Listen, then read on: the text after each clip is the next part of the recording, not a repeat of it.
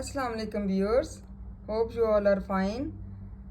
Today I will tell you in English singular and plural. A singular noun names one person, place, thing or idea, plural, while a plural noun names more than one person, place, thing or idea. मतलब ज़्यादा जमा की तादाद को plural कहते हैं और एक तादाद को सिंगुलर कहते हैं. There are a few basic rules to remember when it comes to turning a singular noun into a plural noun. Most singular noun need an S at the end to become plural.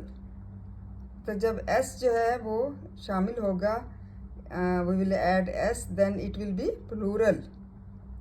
Like this examples: bus, buses, child, children. Thank you so much.